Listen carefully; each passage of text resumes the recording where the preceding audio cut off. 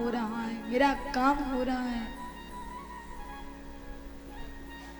आपकी कृपा से, आपकी दया से, आपके प्रेम से। मेरा काम, मेरी बिगड़ी सुधर रही है।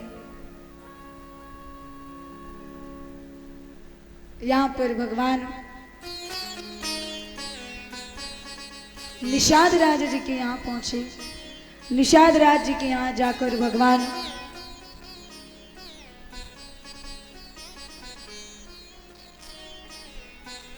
विश्राम करते हैं, स्थान ग्रहण करते हैं।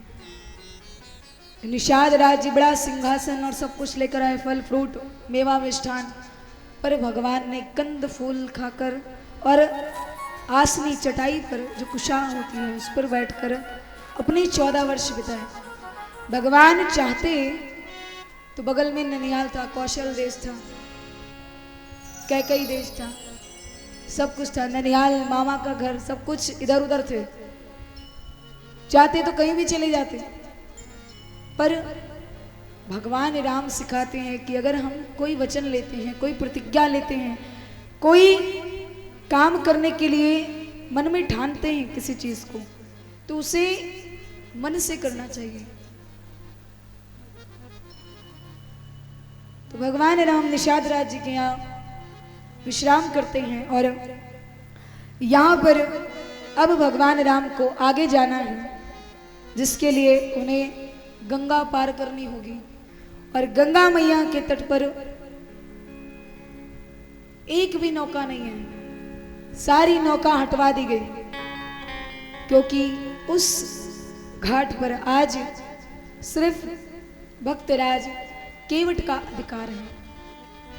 बोली भक्तराज केवट की। तो यहाँ पर केवट जी महाराज बीच गंगा में नौका लेकर खड़े हैं। निषाद राज जी आए, बुला रहे हैं, राम जी बुलाते हैं, केवट आओ हमें गंगा पार जाना है, उतारो। लेकिन केवट नहीं सुन रहा। लक्ष्मण जी कहते हैं भैया आपके भक्त कैसे हैं, कैसे हैं आपके भक्त, आपकी बात ही नहीं मानते। तो राम जी कहते हैं लक्ष्मण, जिस दुकानदार की बोहनी खराब हो गई हो, अगर वो सोचे कि दुकानदारी अच्छी चलेगी तो क्या चलेगी, नहीं चलेगी। लक्ष्मण जी कहते हैं मैं समझा नहीं। राम जी कहते हैं मैं जब अयोध्या से निकला मैंने जानकी को मना किया कि मेरे साथ मत चलो, पर वो भी आ गई। तुमको मना किया पर तुमने भी मेरी बात नहीं मानी, तुम भी जबरदस्ती आ गए। तो जब मेरी बोहनी खराब हो गई तो मैं कैसे सोचूं कि मेरे आगे का रास्ता, आगे का मार्ग जो 14 वर्ष है वो आराम से बीत जाएंगे, कैसे सोचूं। तो यहां पर भगवान बार बार केवट को बुला रहे हैं और केवट सुन ही नहीं रहा।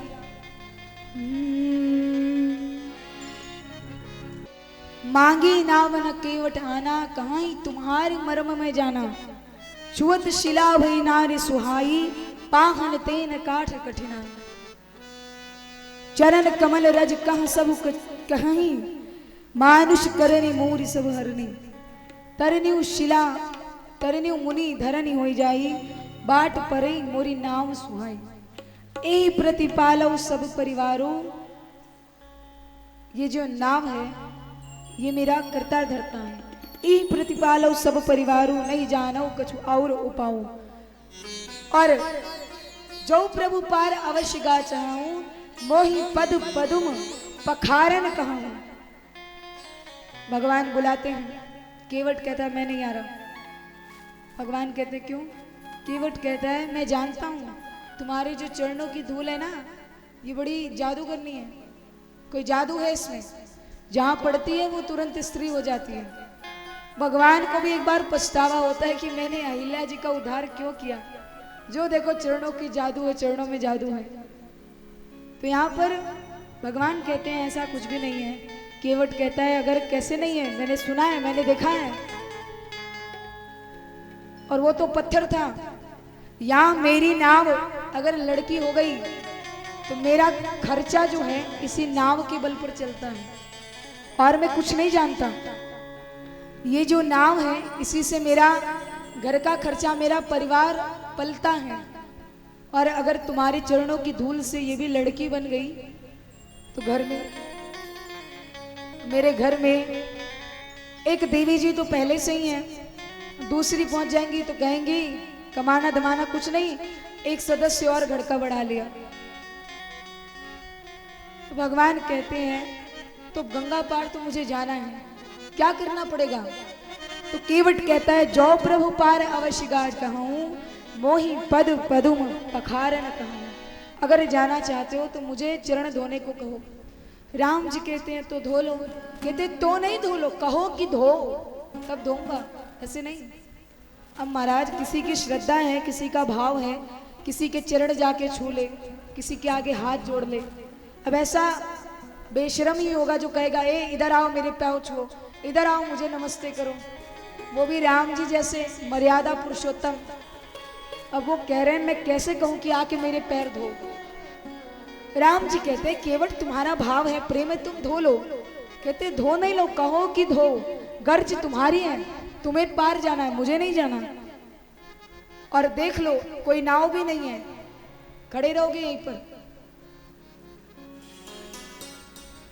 राम जी केवट से कहते हैं केवट मैंने कहा ना धो लो। केवट कहता है मैंने भी तो कहा, आप कहो कि धो तभी धोऊंगा। तो यहाँ पर भगवान केवट को कहते हैं कि केवट मैं हारा तू जीता, आकर मेरे चरण धो लो। और महाराज निज नयनन सो प्रभु पग धोए। केवट रो रो कर विलख विलख कर अपने आंसुओं से भगवान के चरण धोता है। अब यहाँ पर भगवान राम एक चरण धुलवाते हैं। एक चरण धोने के बाद दूसरा चरण जैसे ही कठौते में रखा तो जो चरण धुल गया था उसको नीचे रखा, उसमें फिर धूल लग गई। केवट कहता है ये क्या किया, मैंने चरण धोया था फिर से धूल लग गई इसमें। राम जी कहते हैं तो अब मैं क्या करूं? केवट कहता है करूं क्या, ये धूल हटाने के लिए तो सारा जादू इस धूल में ही है, इस धूल को हटाने के लिए तो मैं तुम्हारे चरण धो रहा हूं, तुम बार बार धूल लगा रहे हो, लाओ फिर से धो। अब राम जी का जैसे वो पैर कठौता में डाला तो ये वाला नीचे रख लिया।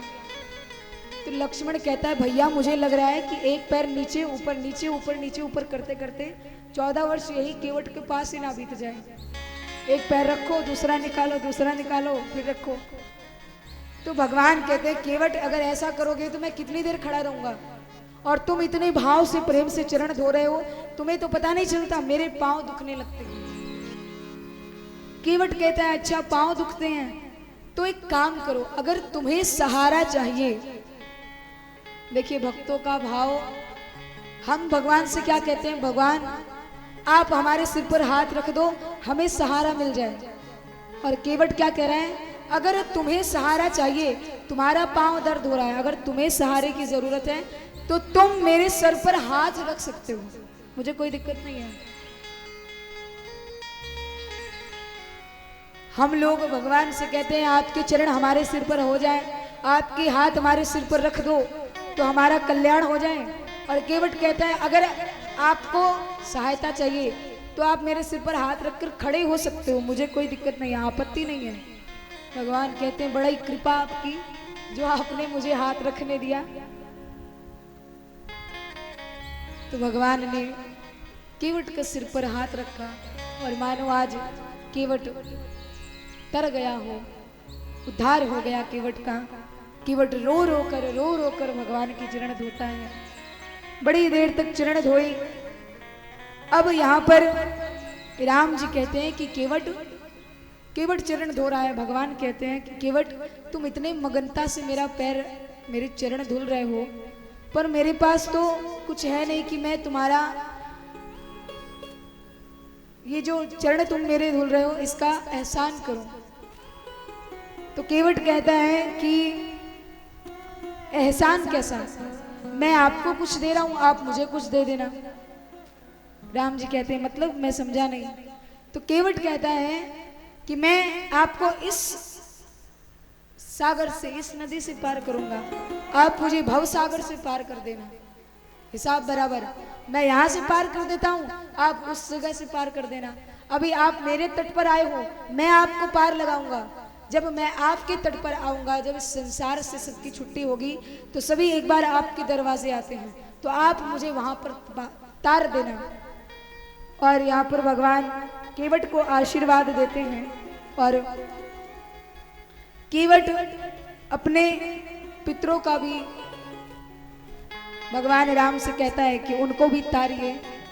भगवान राम केवट के पितरों को तारते हैं। पितर पार कर प्रभु ही पुनि मुदित गयों ले पार। केवट अपने पितरों को पार करवा के, पितरों का उद्धार करवा के भगवान राम को, माता जानकी को और लक्ष्मण जी को नौका में बैठाता है, और नैया में बैठा भगवान के चरण धोए, उनको प्रणाम किया और कहा प्रभु आप मेरी इस नैया में बैठे हो, मेरी भाग्य है, और आज मैंने आपको इस नैया में बैठाकर इस नदी से, इस जगह से पार उतारने का ठेका लिया है। तो आप भी मुझे वचन दो कि मैं भी जब भी किसी भी समय आपके तट पर आऊंगा, आपकी नौका में आऊंगा, तो आप भी मुझे तारोगे, मेरा उद्धार करोगे।